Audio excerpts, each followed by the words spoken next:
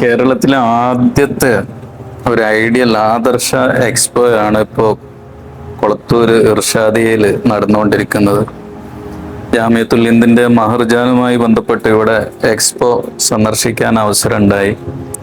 വളരെ അത്ഭുതകരമായ ഒരു എക്സ്പോ ആയിട്ട്, ആദർശ എക്സ്പോ ആയിട്ട് ഇത് ഫീൽ ചെയ്യുന്നു. വഹാബിസത്തിനെതിരെ, മൗദൂദിസത്തിനെതിരെ രചിക്കപ്പെട്ട ഏകദേശം എല്ലാ ഗ്രന്ഥങ്ങളും ഇവിടെ ഉണ്ട്. അതുപോലെ വഹാബിസവും മൗദൂദിസവും തബ്ലീഗിസവും ഖാദിയാനിസവും ഒക്കെ കഴിഞ്ഞ കാലങ്ങളിൽ നൂറുകൂട്ടം തിരുത്തലുകൾക്ക് വിധേയപ്പെട്ട ഒരു സംഘടനകളാണ് എന്ന് നമുക്കറിയാം. ആ തിരുത്തലുകളിലൂടെ അതിൻ്റെ ഒതന്റിക് ഗ്രന്ഥങ്ങൾ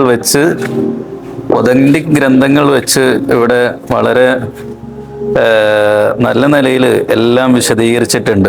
എല്ലാ കാര്യങ്ങളും ഇവിടെ ഡിസ്പ്ലേ ചെയ്തിട്ടുണ്ട്.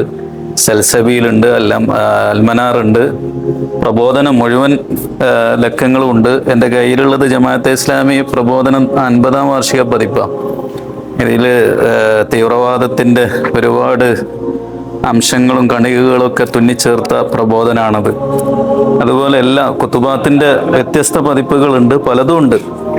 അപ്പോൾ തീർച്ചയായിട്ടും ആദർശം പഠിക്കാൻ, സത്യസന്ധമായി പഠിക്കാൻ ആഗ്രഹിക്കുന്ന ആളുകളെ സംബന്ധിച്ചിടത്തോളം ഇത് ഒരുപാട് ഉപകാരം ചെയ്യുന്ന ഒരു എക്സ്പോയാണ് ഈ സ്ഥാപനം ഇവിടെ സജ്ജീകരിച്ചിട്ടുള്ളത്. ഇത് വളരെ നല്ലൊരു സംരംഭമായിട്ട് ഫീൽ ചെയ്യുന്നു. ഇവിടെ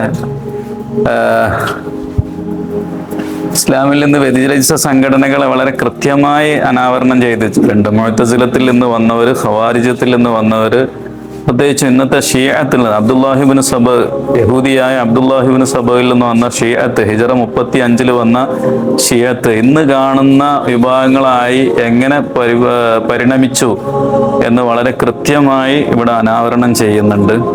അങ്ങനെ ധാരാളം പ്രത്യേകതകളുള്ള ഒരു എക്സ്പോയാണ്.